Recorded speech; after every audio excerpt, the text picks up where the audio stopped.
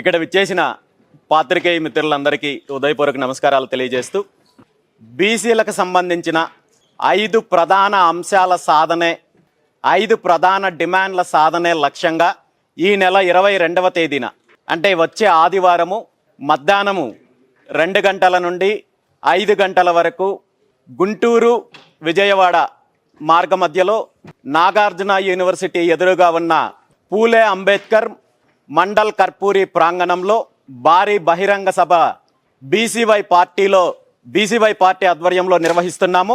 ఈ భారీ బహిరంగ సభ యొక్క ప్రధాన ఉద్దేశము ఎజెండా గత అనేక దశాబ్దాల కాలం నుండి బీసీలకు సంబంధించిన ప్రధాన అంశాల సాధన కోసము, అదేవిధంగా ఈ ఉద్యమానికి భవిష్యత్తు కార్యాచరణ ప్రకటించడం కోసం ఏర్పాటు చేయడం జరిగింది.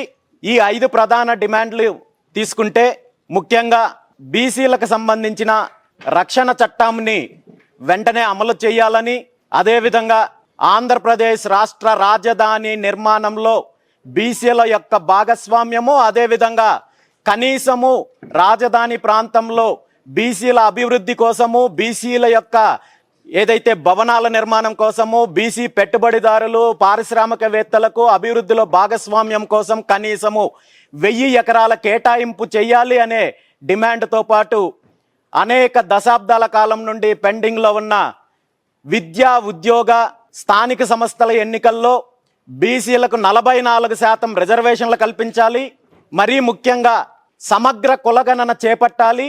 సమగ్ర కులగణన చేపట్టి బీసీలకు 44% రిజర్వేషన్లు అమలు చేసిన తర్వాతే వచ్చే స్థానిక సంస్థలు వెళ్ళాలి అనే డిమాండ్తో పాటు బీసీ కార్పొరేషన్లకు సంబంధించి ఖచ్చితంగా నిధులు కేటాయించి ఈ బీసీ కార్పొరేషన్లు బీసీల సామాజిక వర్గాలకు సంబంధించిన అభివృద్ధి చెయ్యాలి అనే ఈ 5 ప్రధాన డిమాండ్లతో బహిరంగ సభ నిర్వహించబోతున్నాము. దీనికి సంబంధించి గత 2025 సంవత్సరం డిసెంబర్ 11వ తేదీన విజయవాడలో 2 తెలుగు రాష్ట్రాల్లో ఉన్న బీసీ పెద్దలతో కలిసి బీసీ మహాసదస్సు పేరుతో చర్చించి ఈ నిర్ణయం తీసుకోవడం జరిగింది. ఈ సమావేశానికి సంబంధించి, ఈ బహిరంగ సభకు సంబంధించి ఇప్పటికే ఏర్పాట్లు పూర్తి స్థాయిలో జరుగుతున్నాయి. సభకు హాజరయ్యే వాళ్ళకు సంబంధించిన కావాల్సిన మంచినీటి సౌకర్యము, ఆహార సౌకర్యము, అదేవిధంగా మిగిలిన అన్ని సౌకర్యాలు కూడా ఏర్పాటు చేయడం జరిగింది. అయితే బీసీ సింహగర్జన బహిరంగ సభ ప్రకటించిన తర్వాత అప్పటి వరకు బీసీల సమస్యల పైన కానీ, రిజర్వేషన్ల అంశం పైన కానీ, రక్షణ చట్టం గురించి కానీ, అదేవిధంగా రాజధానిలో బీసీలకు సంబంధించిన వాటా గురించి కానీ ఎక్కడా స్పందించిన ప్రభుత్వము అనేక రకాలుగా ఈ ఉద్యమాన్ని, ముఖ్యంగా ఈ బహిరంగ సభను అడ్డుకోవాలి, నిర్వీర్యం చేయాలి అనే దానిపైన అనేక కుట్రలు చేశారు.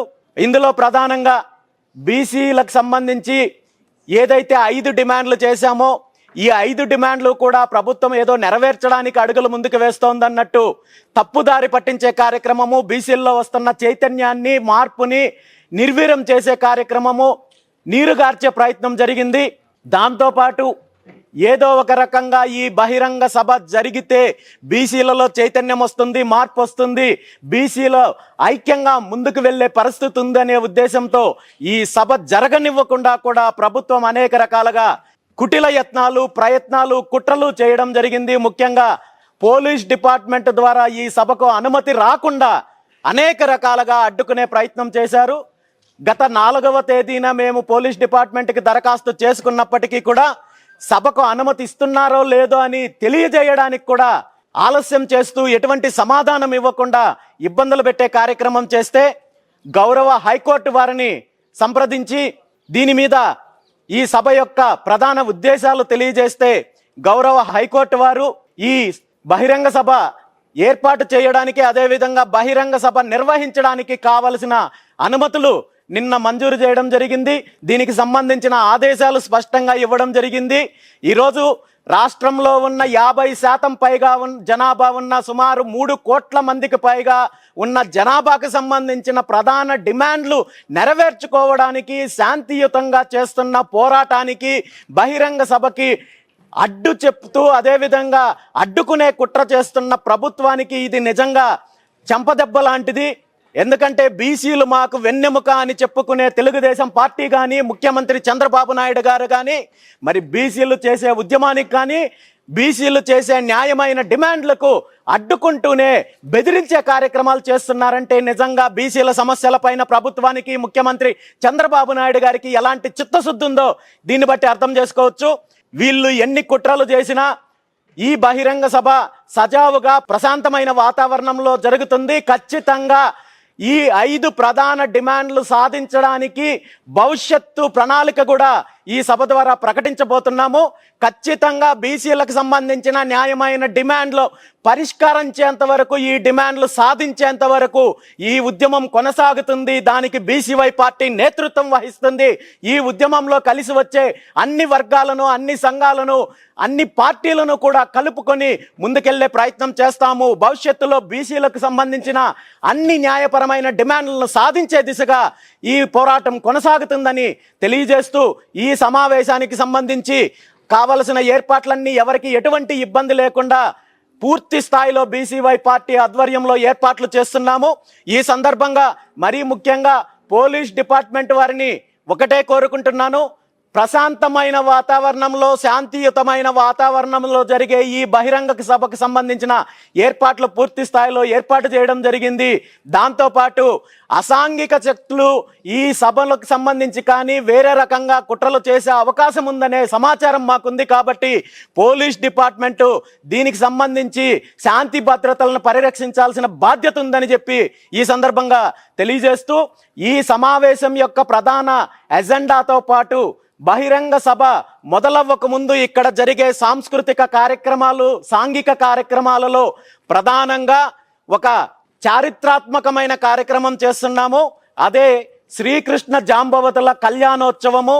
గతంలో ద్వాపర యుగంలో శ్రీకృష్ణ పరమాత్ముడు కేవలము తను ఒక భగవంతుడిలాగా మాత్రమే కాకుండా, తను భవిష్యత్తు తరాలకు భగవద్గీతను అందించడమే కాకుండా కులాల వారీగా, వృత్తుల వారీగా ఉన్న కులాలను ఏకం చేయడానికి ఆనాడు జాంబవతీ దేవిని కులాంతర వివాహం చేసుకొని భవిష్యత్తు తరాలకు ఒక మంచి సందేశాన్ని ఇచ్చారు. సాంఘికంగా, సామాజికంగా అన్ని వర్గాలు ఏకమయ్యి ఐక్యతతో ఎలా ఉండాలి అనే సందేశం ఇచ్చారు. కాబట్టి అలాంటి ఒక మహోన్నతమైన చారిత్రాత్మకమైన కార్యక్రమము మధ్యాహ్నం 2 గంటల ప్రాంతంలో అంగరంగ వైభవంగా శ్రీకృష్ణ జాంబవతుల కళ్యాణోత్సవంతో పాటు కులాలకు సంబంధించిన గ్రామ దేవతలు కావచ్చు, కుల దేవతలకు సంబంధించిన ఆరాధన, పూజా కార్యక్రమం ఉంటుంది. కాబట్టి ఈ కార్యక్రమంలో 2 తెలుగు రాష్ట్రాల్లో ఉన్న ప్రజలందరూ బీసీలతో పాటు ఈ 2 తెలుగు రాష్ట్రాల్లో రాజకీయ దోపిడీని అరికట్టాలి, ప్రత్యామ్నాయ ప్రభుత్వం కావాలి, ప్రజా ప్రభుత్వం కావాలి, ఈ 2 తెలుగు రాష్ట్రాలు అభివృద్ధి చెందాలి, మార్పు కావాలనుకునే అన్ని వర్గాలు కూడా ఈ కార్యక్రమానికి మద్దతు ఇచ్చి ఈ కార్యక్రమంలో పాల్గొని ఈ కార్యక్రమాన్ని విజయవంతం చేయడంతో పాటు భవిష్యత్తు యొక్క పోరాటానికి మద్దతు తెలుపుతారని చెప్పి కోరుకుంటూ, మరీ ముఖ్యంగా ఈ కార్యక్రమం యొక్క ఒక పవిత్రమైన ఆశయంతో చేస్తున్న కార్యక్రమం కాబట్టి దీనికి మీడియా వారందరూ కూడా సహకరిస్తారని చెప్పి తెలియజేస్తూ, ఈ అవకాశం నాకు కల్పించిన ప్రతి ఒక్కరికి కూడా ధన్యవాదాలు తెలియజేస్తూ సెలవు తీసుకుంటున్నాను. Thank you very much.